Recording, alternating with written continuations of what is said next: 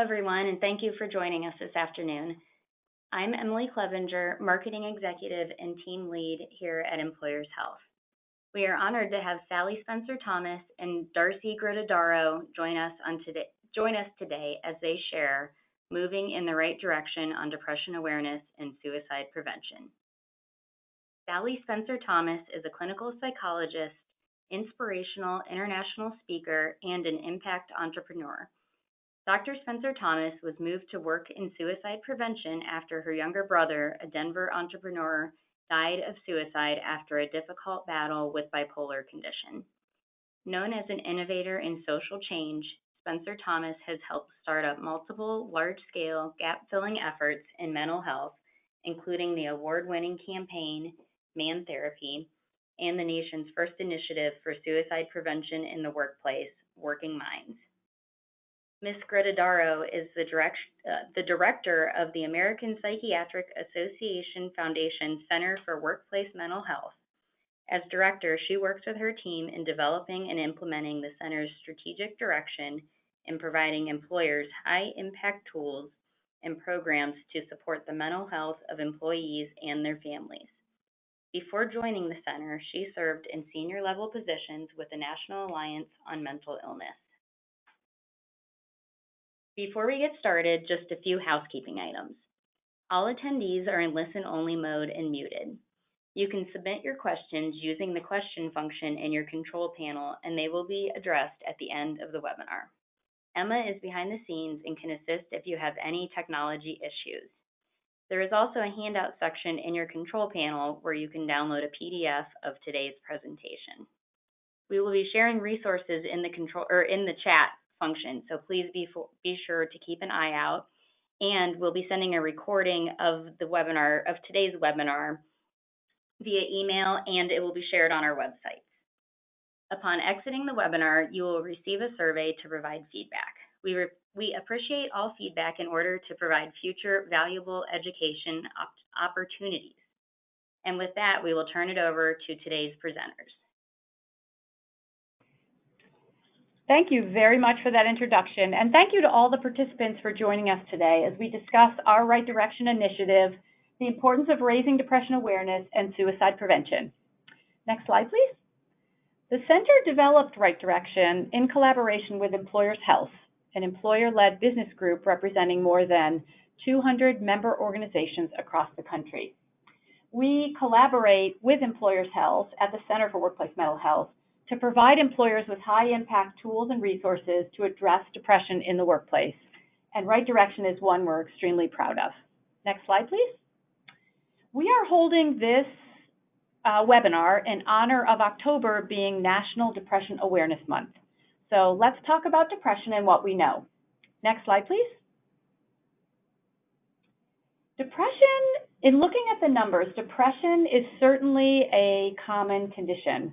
It impacts 300 million people globally, which is really important for those organizations that work in multiple countries to recognize the broad impact of depression, and 17 million U.S. adults. It is actually the #1 cause of disability worldwide and is a growing concern as far as disability goes in the U.S. workplace. We also know that about half of people who experience depression do not receive treatment. So this is very important because depression is like any other health condition. It is really important that a person get help early, connect with care. It produces the best outcomes. Whereas waiting to get treatment can really worsen depression, as you can well imagine, and impacts every aspect of life, work, relationships, overall health, and can really be disruptive in people's lives. This slide on prevalence shows something that's really important for employers to consider, and that is depression is most prevalent in young people. Hopefully you can read this fairly easily, but the incidence of depression are highest in the age group 18 to 25. We also know from well-publicized media reports and recent research studies that depression is a condition that is increasingly impacting teens, along with anxiety. So we really are here to assist and support employers as they look at the needs of and how best to support our nation's current and growing workforce. Next slide, please. So before turning to our Right Direction initiative and ways in which it offers employers high impact and employees high impact tools and resources to raise depression awareness within the work setting, we really wanted to outline for you depression and how it's costly, not just for employers, but also for employees. Next slide, please. We know how important controlling costs is to employers, especially when it comes to healthcare costs, which are increasing year over year. But what's really important to recognize when it comes to depression is that it's not just the costs associated with the tip of the iceberg. In this case, a lot of people really think about costs related to depression when it comes to medical and healthcare costs, mental health specialty care costs, and pharmacy costs associated with medications, and then also disability. We also have to really look below the waterline, because what employers are increasingly recognizing is that presenteeism is a major concern.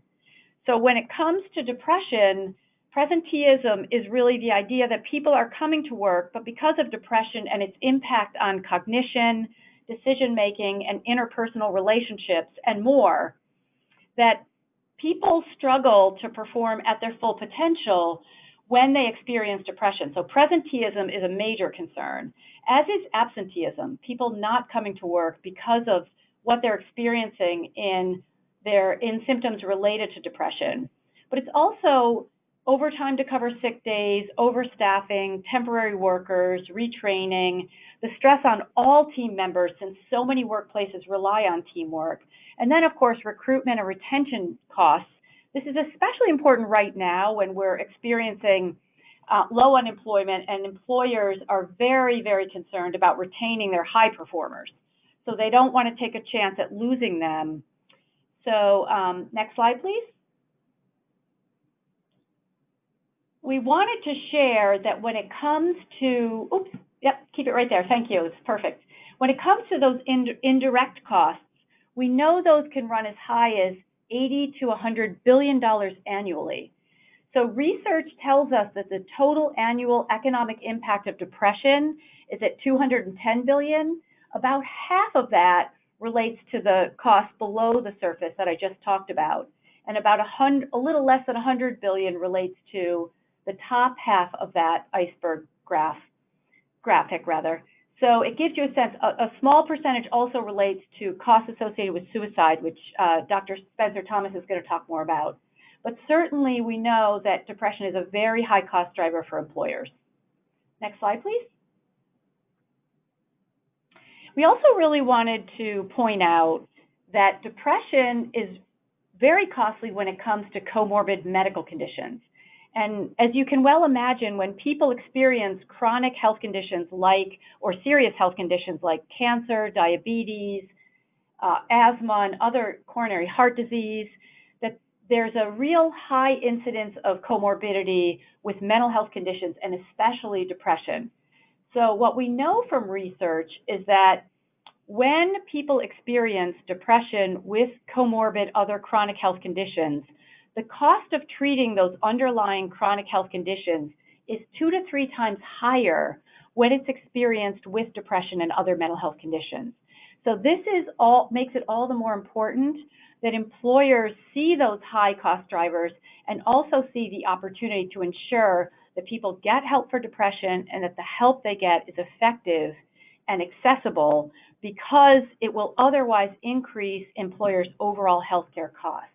So we don't want to lose sight of the fact that depression exists and is comorbid with other common medical conditions, and it makes it all the more important that employers are helping to support people getting the help they need when they need it for depression. Next slide, please. So we did want to just point out what it is that keeps people from seeking help for depression and other common mental health conditions when they need it. We know that people may not know they're depressed, so sharing information about the warning signs and symptoms of depression all the more important. They may not want to admit they're depressed. We know stigma remains a pretty significant barrier to people getting help when they need it. People may be embarrassed, and concerned that they may be judged in the workplace and elsewhere if they admit to experiencing depression. They often feel alone and isolated. We've seen studies come out recently around loneliness and the impact of loneliness. Depression can be a driver of loneliness, certainly, and it may be that coworkers see someone in the workplace that starts to appear more less connected to colleagues, may eat lunch alone at their desk more often, may not engage in any social connection with others. That can certainly be a sign of concern around depression. Also, people don't know where to go to get help. They don't know if they should start with an EAP, talk to their primary care provider. They don't know if they may need a mental health professional to speak to. Is that a therapist? Is that a psychiatrist? So not knowing where to go for help. Also, people don't have time. We live in a society, as I'm sure many of you are well aware, where we have increasing demands on our time, whether it's children and serving in a caregiver role or other loved ones we serve in a caregiver role with. People are working longer hours. People may not be able to afford care. We know a lot of mental health professionals are not necessarily in healthcare networks. So accessing care that's affordable with out-of-network care being very costly and co-insurance being costly, co-payments being very costly. And also people may have high deductible plans that they can't necessarily afford to get care out of network for. Also concerns about confidentiality and impact on job security, upward advancement, and upward mobility opportunities. So all of these things can really help people from seeking care when they need it. Next slide, please. We also wanted to show a really great side-by-side look at what depression can look like and feel like. I'm not going to go through all of these, except to say, because you'll be able to access these later, except to say what depression feels like to an individual when they're experiencing it can look very different to a coworker. So this makes it all the more important that we provide information about depression in the workplace and we really raise awareness about it and also help to normalize it so that when people are feeling depressed and when they experience the symptoms of depression, maybe they are willing to more openly discuss it with a trusted coworker or a manager or HR. But this really gives you a sense that it can look very different than what it feels like, and that makes it all the more important that we normalize depression within the workplace. So we're going to get into why that's important with Right Direction. Next slide, please. We did want to touch, too, on really what employers can do before we dive into Right Direction. Raising awareness and reducing stigma is certainly very important. And we all spend about 30% or more of our time in the workplace. So it does become a community where we all can get more active in tackling stigma and really helping to normalize mental health. It's extremely important that we see the workplace as a place that we can potentially engage more in that activity. Also creating a supportive work culture and work environment. So ensuring that the workplace supports employees. We know younger people are experiencing depression at higher rates. We know teens are coming into the workplace that are going to have higher rates of depression and anxiety. So it's really important that we help to not just train staff, but make people feel safer and more psychologically safe coming forward, to notice the early warning signs, to maybe start a conversation with a coworker to say, hey, are you okay? You don't seem like yourself. And then to act by connecting a person who may be experiencing early signs of depression to an EAP, to suggest ways in which they can connect with care through primary care and other ways. But also on that third bubble, to recognize the importance of the role of employers in improving access to care and ensuring that adequate services and supports are in place. And that can mean working with your EAP. So when you bring in initiatives like Right Direction, make sure your EAP knows and is supportive and ready to take those additional calls, to play an active role, to include information on their EAP's website about depression, about Right Direction, and about other ways in which people can better understand how to connect with care should they be experiencing the early warning signs of depression. So those are the three bubbles we really see employers doing more work in and interested in doing more work in. Right Direction is an initiative that, as I mentioned earlier, we developed with Employers Health, and we're very proud of it because it offers a great solution for employers to focus much more on depression so that they can raise awareness and really eradicate stigma by bringing forth resources that employers and employees can really use that can help raise that awareness. And it offers a high-impact, turnkey, customizable set of resources that can be used to educate people about depression, but also to make depression more visible. So people are more comfortable seeking help. When people see that depression is visible within the workplace, they might think to themselves, you know, I can see my employer cares about these issues, and I'm someone who's experiencing the early signs of it, so I may feel more comfortable saying, okay, that's me. And certainly younger people we know are more comfortable addressing mental health in the workplace. So this is going to make them feel comfortable coming forward. And the message is really simple. Depression can make you feel alone and lost in the woods. That's kind of our theme with Right Direction, and we certainly feel like that's resonated quite well with employees and people in general. But also to know there are many paths forward to connect with care. We want to really send the message that there's hope. You don't have to be alone. You don't have to feel alone and isolated, that you can get help, and that the employer stands behind you with resources and information to help support you on that journey. And the key really is to take the first step in the right direction. Next slide, please. And what's really important for many employers and what they really love is that it's free. So all of our resources are available. We're going to tell you how you can access them. You can customize them and use them in your workplace. We wanted to make these available to you at no cost because we recognize the importance of bringing information about depression forward. So here's what we have available to employers. We have an implementation guide that really walks employers through how to bring information about depression awareness, about educating the workforce on depression, how to bring it into your workplace with step-by-step guide on how you can do that. Also, we help in building the business case to help in case you need to convince leadership, those in owners of businesses, those in charge, understand depression has a major impact on the workplace. We have a depression calculator we make available through the Center for Workplace Mental Health. This is a great way to get industry-specific and specific information about your workplace. You can use this calculator to put information in about the industry you're in, the number of employees you have, the demographic of your workplace, to get a customized report on how depression is right now impacting your workplace. So we are going to share in the chat box. As you can see, there's going to be in the chat box a direct link to how you can link to the depression calculator. Also, a guide on how to talk with your EAP and other vendors you work with, your health plan and others, in supporting your initiative in bringing Right Direction in. There are PowerPoint decks to secure alignment with C-suite and to educate your leadership on the importance of this.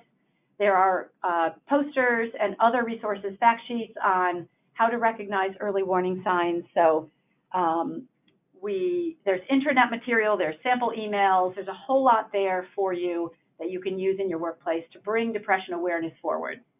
Next slide, please.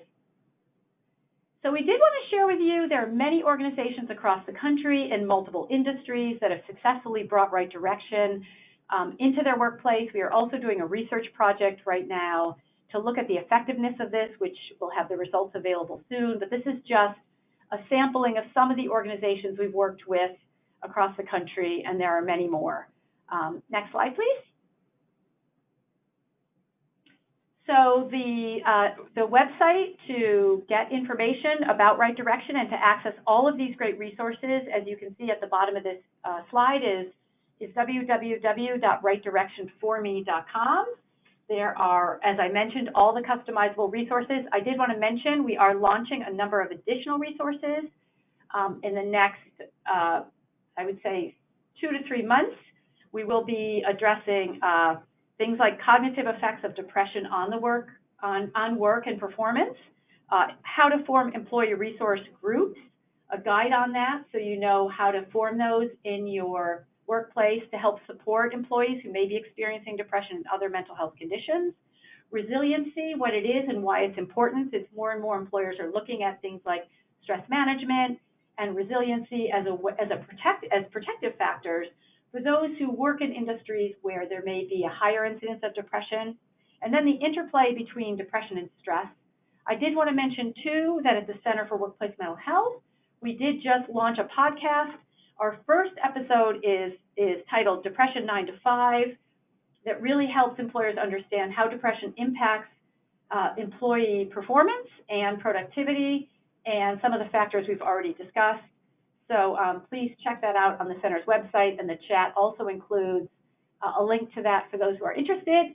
And at this point, it's my pleasure to turn this over to Dr. Spencer Thomas, and she's going to present to you on moving in the right direction on suicide prevention in the workplace. So I'll let Sally take it away. Thank you so much, Darcy. And thank you to everybody who tuned in today for this really important discussion that we're having. We must tell a more powerful tale about depression, about mental health, and about suicide prevention. And the workplace plays a very critical role. I'd like to, again, thank Darcy and the Center for Workplace Mental Health for inviting me to participate on this conversation today, and for Employers Health to help us disseminate this to many of you. There are many reasons why you showed up for today's webinar, and some of you have been personally impacted by these issues or professionally. And so I just wanted to stop and honor that and to thank you for tuning in. Next slide. I'm a psychologist by training, and I'm also a suicide loss survivor. This is my brother Carson. He died by suicide in 2004 after a difficult battle with bipolar condition, and that made this issue very personal for me. I'm also someone who's lived with depression, a pretty debilitating episode in 2012, and I'm also someone who is a support person for people very close to me that have had pretty scary experiences with depression and suicidal intensity. So I come to this conversation from many different perspectives. Next slide.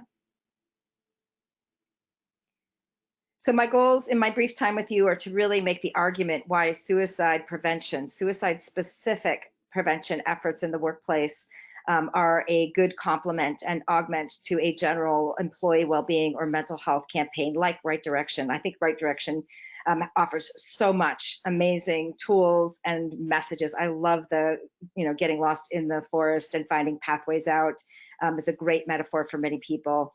And this part will expand upon that. I'm going to talk about what a comprehensive and sustained suicide prevention strategy looks like and how to embed it, bake it into health and safety culture. And my hope is that by the end, you'll all have a specific action step that you can take. Next slide.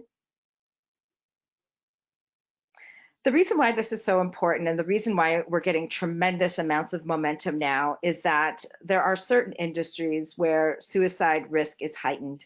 The CDC had a national report that came out in November of 2018 that ranked suicide rates by industry. They had to separate men from women because 80% of people who die by suicide are male, and so the women's data just gets lost when we put everybody together.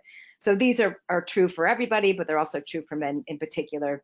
As you can see, construction and extraction have astronomical rates, and when we look at compared to the general population, the top 10 industries have much higher rates than the general population. And so for the last couple of years, these industries have been leaning in and really getting invested in what to do to get in front of this tragedy.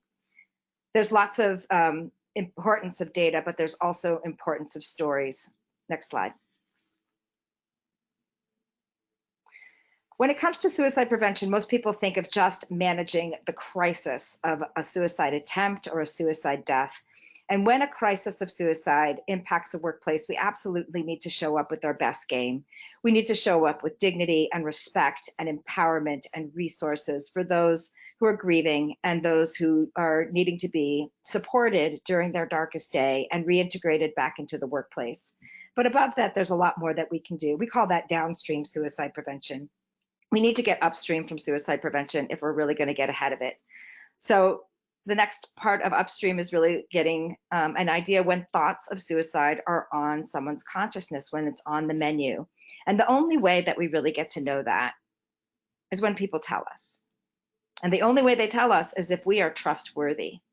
So part of the importance of workplace suicide prevention is to find pockets of a workplace where there is a sense of safety, where people can disclose honestly to get the supports that can save their life. At that point, we need to offer them a buffet of resources like Right Direction, like peer support, like the crisis hotlines and crisis text lines, and really guide them through in a collaborative and partnership way to getting to the other side of this really difficult time. Upstream from that, it's really about developing a culture of help giving, of we look out for one another, we have each other's back, especially when we're going through overwhelming and distressing times. Sometimes these times are driven by the workplace, mergers, acquisitions, layoffs, demotions, even retirement can be precipitating events for suicidal despair. Upstream from that, how do we actually inoculate a workforce against the crisis of suicide? And how do we actually promote the buffers against suicide, the protective factors, like a strong sense of belonging, a strong sense of tie to the mission? How do we decrease psychosocial hazards and have people prepare for their own personal crisis plan? Just like we do other health issues, like helping people monitor their steps and quit smoking, we can make suicide prevention a health and safety priority. Next slide.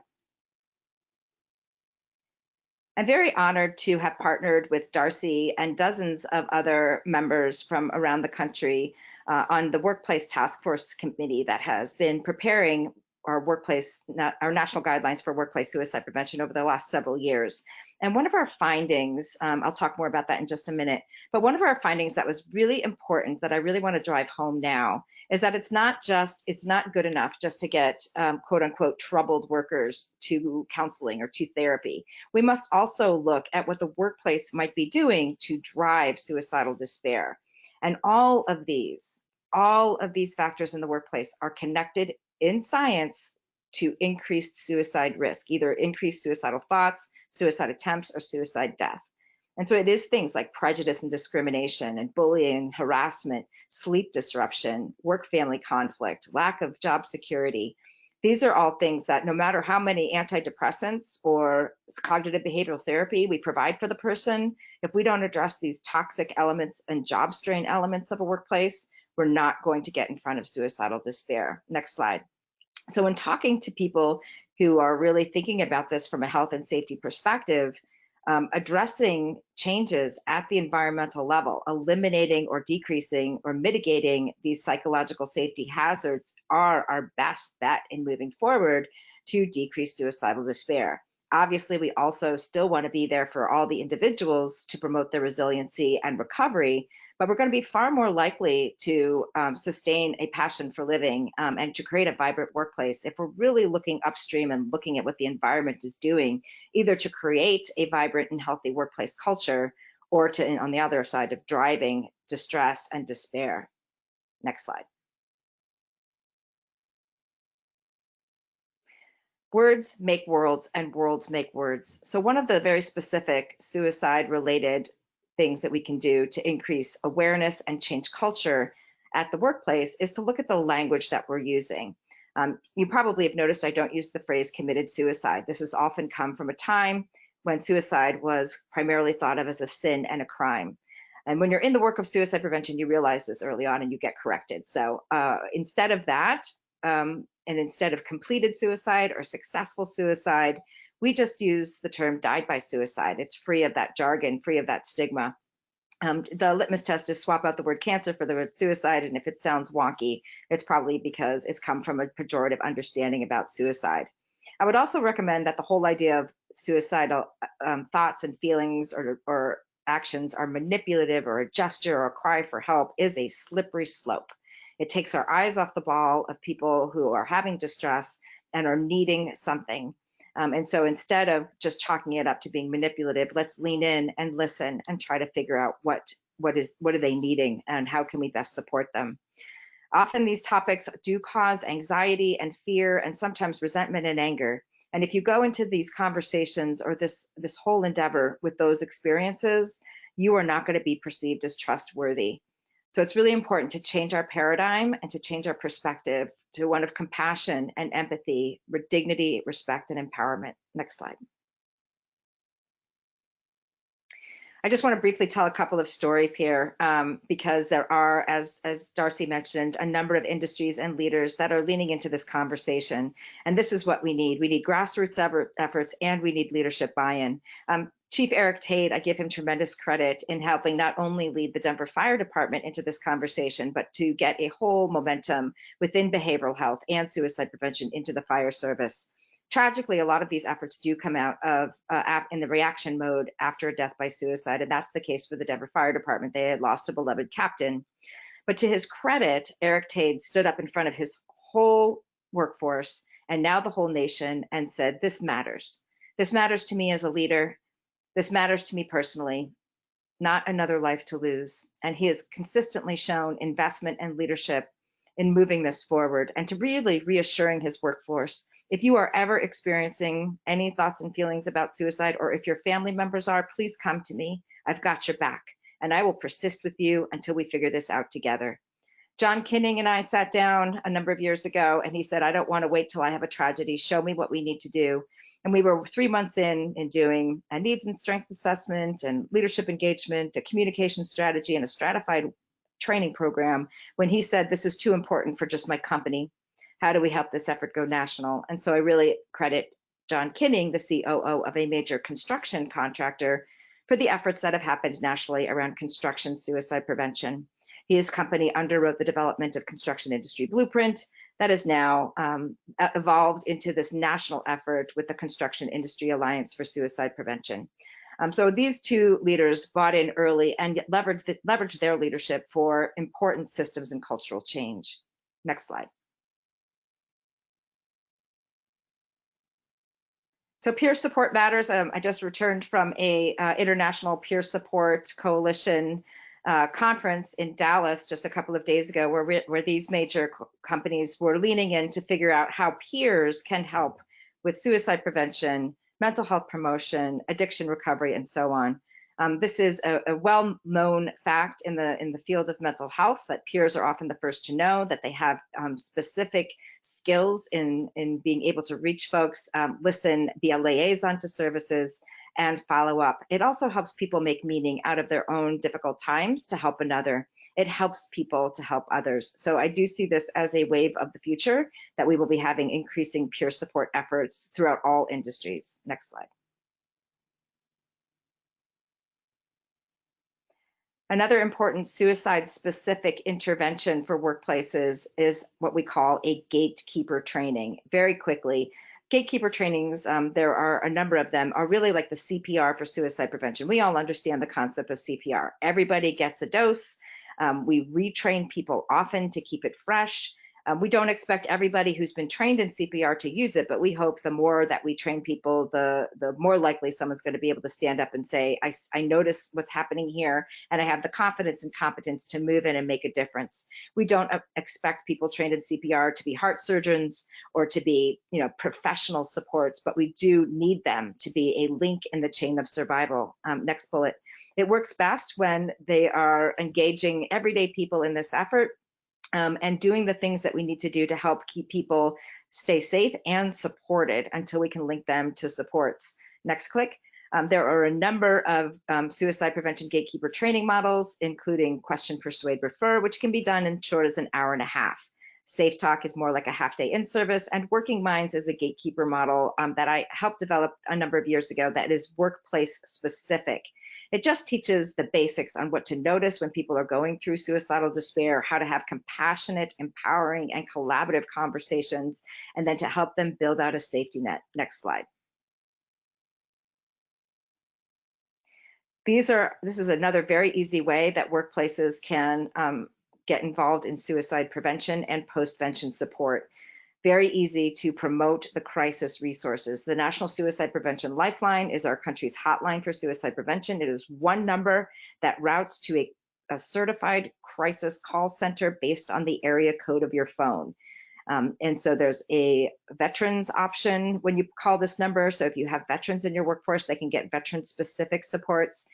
There's also a Spanish speaking version that's readily accessible, which is also really important because there are not many Spanish suicide prevention resources, but this is one.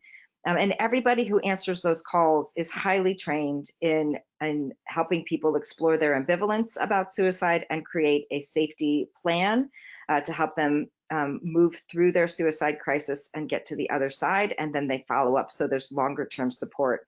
The crisis text line is also an excellent resource. It's quite fast, and so if people prefer texting over calling, there's also a resource there. Again, the people who answer it are highly trained in suicide and crisis de-escalation and helping people develop a plan on what to do instead of act upon their impulse for suicide. The Manager's Guide to Suicide Postvention is another resource. I hope none of you ever need it, but the chances are good that someone in your workforce either will have attempted suicide or will have maybe a family member who's experiencing this, or someone close to your couple of circles out from your inner circle workforce will experience a suicide loss. And so when that happens, a lot of times workplaces get, the deer in the headlights experience. They don't know how to respond. They don't know what to do. This guides you through what to do in the first, week or so, things to think about in terms of crisis communication and offering practical assistance, what to do in the longer term, and how to actually move through the whole first year post-suicide death and transition a workforce from postvention into prevention, again, from the framework of dignity and empowerment, respect, and collaboration. Next slide. So often people feel overwhelmed by all this. We see that it's an urgent issue. We want to help our people. We want to do the right thing. Where do we begin? And my most important talking point is to take the time to listen. Before you drop in a pre-made program like Right Direction, like the Suicide Prevention Gatekeeper models, like a outside screening program, or any of the awesome programs that are out there, take time to listen to your people. Take time.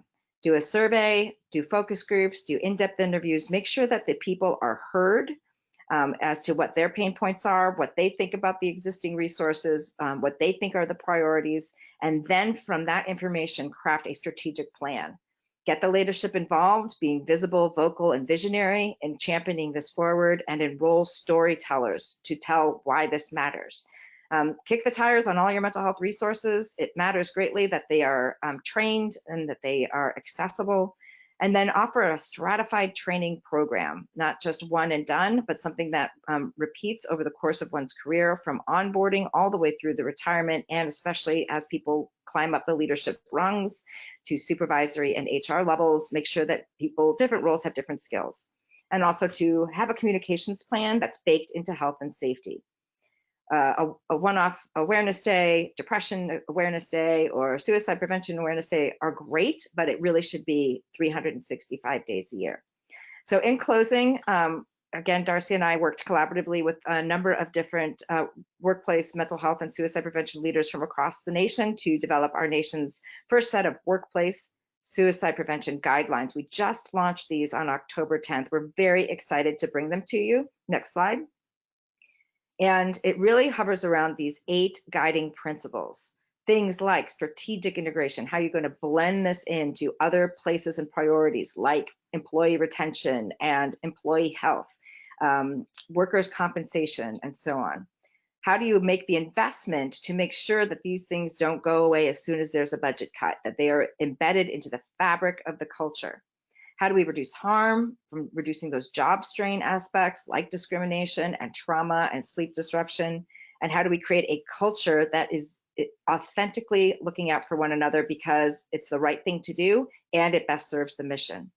Dignity protection is really about understanding that when people go through this, it is often because there has been some kind of disruption in their sense of belonging and purpose. And when we can uphold their dignity, and walk with them, alongside them, knowing that we all take a turn in this space, we come at it from a very different point of view than when we come at it from a fear standpoint. Well-being promotion, again, we don't just need to bring people back from the brink of suicide risk. We also need to help people think about creating a life worth living, and workplaces, when they're working well, contribute greatly to that. Empowered connection is to know your resources deeply, not just a one-off link or a phone number, but you know your providers and you have a trustworthy relationship with them. You feel good when you do an empowered handoff to those resources. And finally, action orientation. It's not just good to raise awareness. Awareness raising is absolutely necessary and an important step. And again, right direction is an excellent step of raising awareness, but we must also take action, action through training, action through policy changes, action through leadership engagement, and so forth. And the next slide. And these, the next part of the workplace guidelines are really about these 9 practices, many of them that I've already highlighted. And as this is a living, breathing set of guidelines, so as we start to onboard all these different partners, all these different professional associations and employers, the community of practice and the evidence base and the best practices around each of these areas of practice will continue to grow and evolve. Last slide. So in closing, please join us, workplacesuicideprevention.com. You can go there, you can access these guidelines, and please join us by making a pledge to make suicide prevention a health and safety priority so that you can join our community of practice and develop these guidelines along with us. And final slide. That's it. I think now we open it up for questions. Yes, this is Darcy again, and thank you so much. That was a tremendous presentation, and we did get a couple of questions. The first question relates to what can an employee or a manager do if they see someone who may be experiencing depression, which is, of course, really central to what Right Direction addresses, because we want to raise depression awareness so that we can ensure that people who need help come forward to get the help they need. So certainly, I think you mentioned it, Sally, and I couldn't agree more. It's really important to be a good listener and to ask the person if they're okay, but also to be ready and willing to engage in a compassionate, empathetic conversation. It's also really important to know, once you have a conversation, to be a very good listener, but also to know what the resources are that are available through your organization. So connecting people to EAPs, connecting people, knowing what the benefits package covers and looks like, and whether there are adequate benefits within your package that are available to employees. But really supporting the person throughout the process and helping them understand that treatment works and there is help available. And again, where you have the conversation matters, so you want to have it in a quiet place where you won't be distracted and won't be disturbed. And the Right Direction resources have great information about those conversations. The other, and Sally, I wonder if you might address the issue of what to do if you're worried that someone may be suicidal, a coworker. Yes, thank you so much. That was all spot on, Darcy. And I also really loved your slide about here's how it looks to other employees. I think that's so important because a lot of times when people are experiencing depression or suicidal intensity, the behavior that everybody else sees just looks different. It looks maybe isolating, but also sometimes how it shows up at work is anger, irritation, and aggression, people flying off the handle. Well, that doesn't always get people empathy and compassion. That often gets people in trouble. So just knowing that sometimes, while we absolutely have to keep standards of behavior, kept to order in a workplace, we also need to appreciate that sometimes people are not acting like themselves because they're very unwell. And again, going into that conversation with, I've noticed and I care about you, which is a really important part of the conversation. I care about you, and I want to be the person that you can talk to about these things. Now, it comes to conversations about suicide. Sometimes people get really scared and concerned that maybe they'll make it worse, or maybe they'll quote unquote put the idea in someone's head. And I'll tell you what the research tells us. If you go in with, I'm noticing and I care about you and I want to be the person you can talk to about these things, and I'm wondering and I have some ideas, people's suicidal despair goes way down. Suicidal thoughts are far more common than we know, than we have acknowledged. It's actually a fairly common way that people cope with overwhelming distress and despair in their life. So I always say, assume it's there. For a good chunk of people, suicide in varying levels of intensity is on the menu.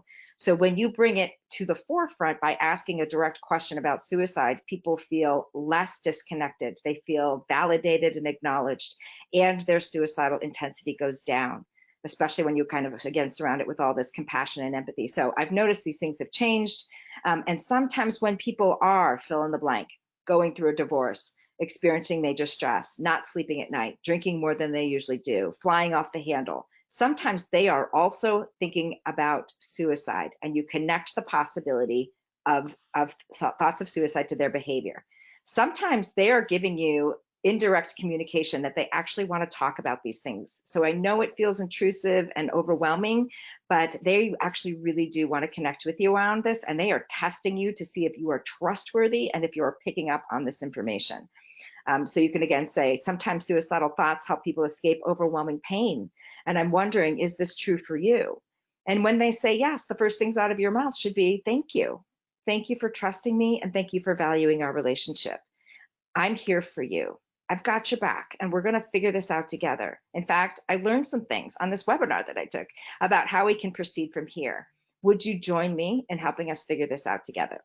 Again, this whole message around collaboration and empowerment is really important. Yeah, and another thing that you mentioned that I wanted to really reinforce too is this idea that it's really important to make a commitment to mental health and suicide prevention, not just once, but through a longer process, a slow drip, as we say. So delivering right direction, customizing the materials, and delivering information that we offer through this program is really important, but also coupling that with your wellness program and keeping the conversation about depression and mental health going throughout the year, maybe planning events around Mental Health Month in May, National Suicide Prevention Week in September, Mental Illness Awareness Week in October. You can bring in speakers from the community. It is, as you mentioned, and we've seen many employers do this, and it's extremely helpful to bring in someone who can talk with the organization and talk with small groups or larger groups about their experience with depression, particularly if they have a very hopeful story to tell. So a professional who's a lawyer or a doctor or is doing quite well as a teacher, for them to come in and say, I have depression, I live with depression, I have been in treatment, it's worked exceptionally well, and I'm now a successful person in the workplace, with my relationships at home, in the community, I'm a leader. That sends the message that these are conditions that people can recover from and can live well in recovery with. So I did want to mention that because I thought that was such a good point, that this is not a one-off, this is not a check the box. This is create a real commitment and show your organization and your employees that you've made the commitment to the topic. Yeah, I just want to share a couple of stories around that, because I think sometimes people get stuck in, oh, where does this fit in with what we do? So when I was working with that construction company, I asked them, as I do all my clients, where does health and safety show up, and how can we kind of weave these conversations into the culture and the structure you already have for health and safety? And so John Kinning, the contractor, he said to me, well, we have these toolbox talks every morning. I'm like, what's a toolbox talk? He said, oh my gosh, we have so much to teach you. Well, it turns out in construction and extraction and a lot of these kinds of high mindful safety organizations, they have morning briefings every day before folks go out into the field about safety. You know, here's how you lift this thing, here's how you use this piece of equipment. Every single day, internationally, it's part of safety culture. So we created a number of 5-10 minutes toolbox talks on mental health promotion and suicide prevention that then just got embedded into the regular cycle of all these toolbox talks that we were going over the year. The other thing I said to him is, I said, that's awesome for creating awareness, but people are probably not going to disclose or be vulnerable in front of their peers in a large group during a very brief toolbox talk. Is there another place where health and safety shows up that's maybe a little bit more intimate? And he said, yeah, actually there is. It's when they sign up for their benefits, their health insurance, their medical, et cetera, vision, dental. I said, great. I said, can you get your wellness coordinator to just drop in 30 seconds of this? And she did. She said to every single employee, you know what, this is the year that suicide prevention is our wellness priority. And so this year you're going to see a lot of resources and a lot of conversations coming forward. And I want to let you know, individual employee, that if you or your family members are ever considering suicide, please come to me. I've got your back. I know the resources, and I will persevere with you until we figure out something that's going to work. And because she was a trusted person that did not have any power or agenda over any of the employees, people came to her, and she was able to advocate for them or with them through, what's often a kind of complex mental health system. And that was very, very effective. So these are just two examples of baking it into health and safety culture. Great. I also wanted to mention that if there are employers participating today that are interested in learning more about how to bring right direction into their workplace, we certainly, both at Employers Health and here at the Center for Workplace Mental Health, we're here to support you in that process, and we're happy to help, so please reach out to us. We have done that with other employers, and what we've done that has been really helpful is suggest that they start with a depression calculator and really look at the impact of depression on the workplace, and then help them kind of strategize around how to begin the process, how to get company leadership and managers on board if that's really needed, how to engage frontline managers and employees in general, how to spread the word, how to create that kind of drip campaign that we mentioned earlier in terms of really ensuring commitment to workplace mental health and depression awareness. So again, it's something that we've done and we think has been really helpful to employers, so we're happy to serve in that role as well. So Sally, I did want to ask, another question came in around how should workplaces respond after a suicide death? I think that's such an important question for so many. It is, and I think sometimes workplaces forget that they do know how to do this, because suicide is so daunting and it's so mysterious and it's so overwhelming, and we just forget that what people need most, whether it's an employee who dies or an employee family member who dies, is they need the things that people usually need after a traumatic event or a death. That grief actually is primary, and we should do the things that we normally do after other forms of death. So if your culture is we pass around a sympathy card and everybody goes to the memorial service, or we have our own remembrance service of the life that was lived and the service that was given within our work culture, whatever your regular cultural processes are around grief, start there, because any deviation from that speaks volumes to everybody left behind. It's also challenging sometimes that people feel like, oh gosh, if we say the word suicide, oh my gosh, people are, you know what, if you don't say the word suicide and everybody knows it's a suicide, you actually create space for all kinds of problems of rumor and gossip, and are they pretending this didn't happen? And you actually close the doors on really important conversations that can happen, both around suicide grief as well as suicide prevention. It can be challenging when the family says, we don't want to talk about this because of our privacy, but don't make that assumption. A lot of times families are like, you know what, if we could spare another family from this tragedy, we would love to help. Families should also know that all death documents are public documents. So if people are really curious, they're going to be able to find out the truth. And again, that discrepancy of diverging stories wreaks havoc among people as they're trying to make meaning out of this. So beyond kind of the crisis communication, here's what we don't know, here's what we know, here's how we're moving forward. Practical assistance to the family is often most important in the immediate aftermath. What do we do with the desk, and how do we respectfully gather people's grief responses and deliver them to the family in a way that, again, honors the life that was lived, honors the service that was given. And at some point, it's really important for, in the immediate aftermath, for a leader who has vicarious credibility with the workforce to stand up and say loudly, something significant has happened here. We've lost one of our family members, or a suicide death has impacted one of our family members. This is an important thing for our workplace to acknowledge. It's also important. It's also affected me, and I'm anticipating it's affected many. And so let's come together, let's pull together, because that's what we do. We pull together because we're better together, and we'll get through this together. That kind of response is far more likely to have a good impact on the workforce rather than sweeping it in the closet and pretending it didn't happen. Because in that spirit of pulling together, you can then also transition, you can pivot to, and when we pull together, we look out for one another. And moving forward, we are going to continue to have conversations about emotional resilience, peer support, and how do we help people through their darkest days. So all of that's really important in the aftermath of suicide. And just also know that the time frame that we give people for losing a first degree family member does not really work in the same way when it's a suicide death. Suicide grief is very complicated. There's many layers to it, and it's very disruptive on families.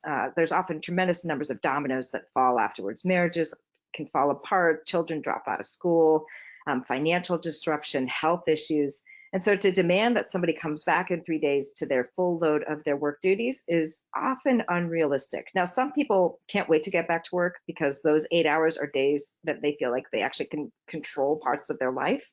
So it's a negotiation process. It's what do you need? How do we best support you? Are there tweaks to your job that we can do during this very difficult time, that we can support you as you're, finding your feet again?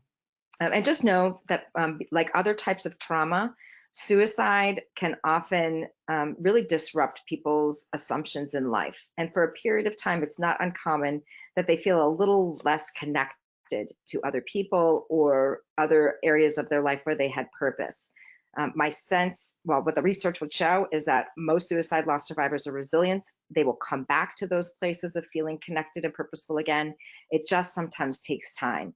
So if you see indifference or if you see disconnection, it's really up to us, the people not most directly impacted, to be reaching out and supporting people through that process rather than writing them off as no longer viable or no longer value to the workplace. Thank you. That's excellent explanation. And these were great questions. We really appreciate the input from the participants. And at this point, we are closing in. Just wondering if there are any final questions. We're closing in on the full hour, so people have stayed and participated, and we're so pleased with that. We just really want to say thank you so much to everyone who participated today. And the connection between depression and suicide is real, so we were extremely happy to have Dr. Sally Spencer-Thomas joining us. And we're excited about Right Direction and look forward to hopefully connecting with many of you to use the initiative in your workplace, given that depression is such a key factor when it comes to mental health. So thank you all for participating, and thank you for Employers Health for co-hosting this with us. Have a great day, all. Thank you, everybody. So grateful you joined us.